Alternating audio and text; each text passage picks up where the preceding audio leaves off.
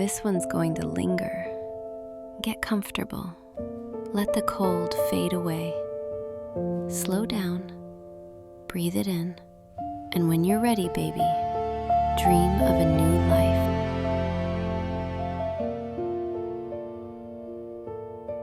Cabin Life, Borrowed Heat by Catherine Serafina.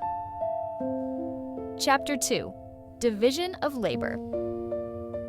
They never held a meeting about it. No one drew straws. No official roles were written down or argued over. It just settled. Like dust after a collapse, drifting until it found the lowest places and staying there. Shane hunted, Davis repaired, and I cleaned. At first, I told myself I was only filling in the gaps, taking care of the smaller things so they could focus on what mattered. There's pride in that, isn't there? In keeping a place running quietly, in noticing what needs doing before it becomes a problem. That's what I told myself anyway, as the days stacked up and the routine hardened around us. I started waking before either of them without meaning to. The cabin was always coldest just before dawn, and the fire never lasted through the night, no matter how carefully I banked it. I'd pull on layers, relight the stove, melt snow, boil water. By the time Shane and Davis stirred, the worst of the cold had already been pushed back. I tidied things no one ever acknowledged leaving behind. Davis's socks drying near the stove, forgotten once they were warm. Shane's tools and wrappers left wherever he happened to stop using them. Nothing malicious, nothing deliberate, just the small debris of living.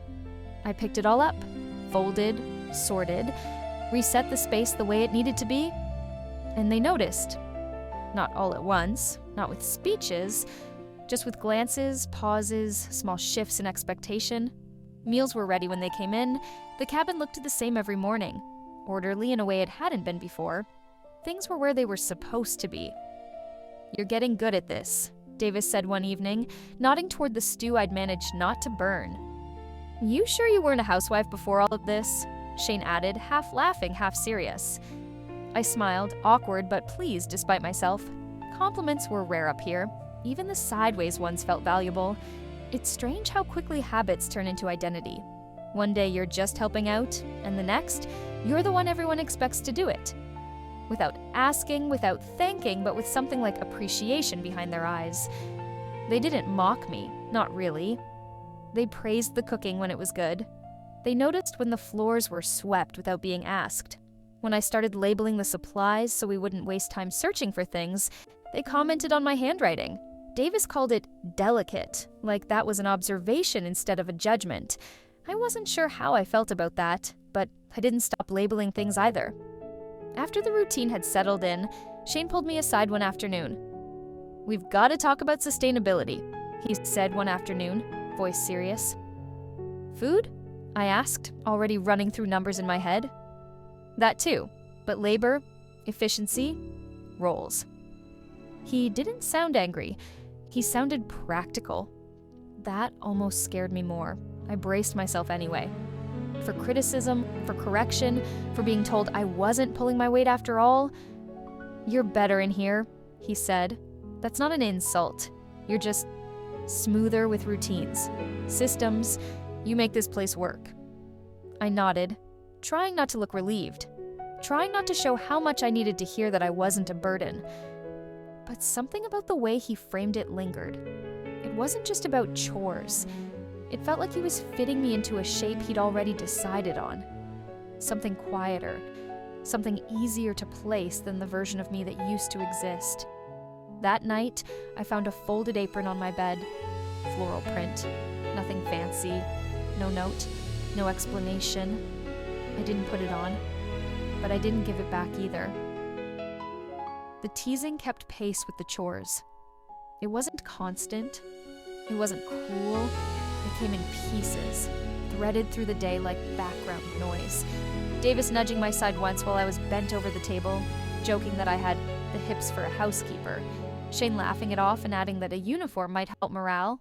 Said lightly, said like it didn't matter. I rolled my eyes, or pretended to. I told myself it was just cabin humor, the kind that cropped up when people were tired and bored and trapped together. but my stomach fluttered every time it happened. A small, unwanted reaction I couldn't quite pin down. Not shame, not pleasure, just a sudden awareness that made me feel exposed in a way I hadn't before. They were looking at me differently now. Not like competition, not like someone who might challenge them or slow them down. Like something else. Something that fit where I'd landed. I tried not to think about that too much. It was after one of those long, quiet mornings. The kind where the work fills the space so completely you forget what day it is. That I noticed the mug. It hadn't been there before. At least, I didn't think it had. Pink ceramic, tucked among the others like it had always belonged. The name written in looping cursive caught my eye immediately. Lainey. I stared at it longer than I meant to, long enough to hear my own breathing over the crackle of the stove. I told myself it was a joke, something meant to needle me, to see if I'd react. Just a cup, just ceramic and glaze. I left it where it was. But the next morning, when I reached for a mug without really thinking, my hand closed around that one instead. It was closer, that was all. It held the heat well. That was all too. I didn't comment on it, neither did they. Still, it felt deliberate. After that, I started noticing other things, small ones, easy to dismiss if you didn't look too closely. Davis watching me one afternoon while I tied my hair back, my fingers clumsy with the motion. It had grown faster than I expected, thicker too. Not long enough to do much with, just enough to get in my way while I worked. He didn't say anything, just watched, his expression unreadable. That night, I found a soft hair tie resting beside my toothbrush. I stared at it for a long time before picking it up. I told myself it must have been left there by mistake, or that it had always been there, and I just never noticed. It was easier to believe that than to ask questions I didn't want the answers to. I used it anyway, sliding it into my hair the next morning without comment. After that, I stopped asking where things came from. The apron, the mug, the tie, they appeared quietly without announcement, like additions to a routine already in motion. Sometimes I told myself it felt like the forest was settling me into place, reshaping me to fit the life I was living now.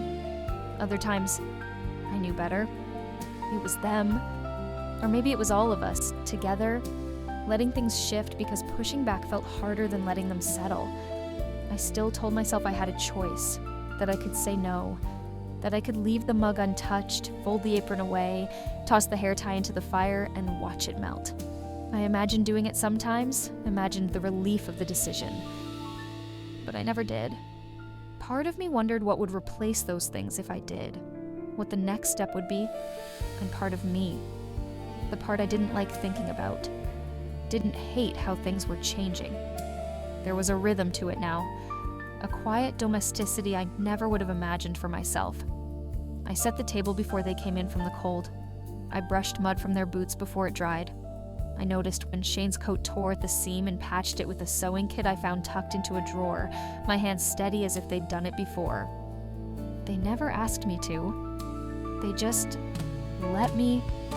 Some days, I felt like a guest in my own skin, like the mirror showed someone I hadn't met yet, someone who lived here all the same. And every time I went along with it, every time I didn't object, that stranger felt a little less distant. They still called me Lucas, most of the time. But the way Shane said "our girl" once, under his breath, half joking and half not, stayed with me longer than it should have. Maybe they weren't just noticing a change. Maybe they were helping it along. And maybe I was letting them.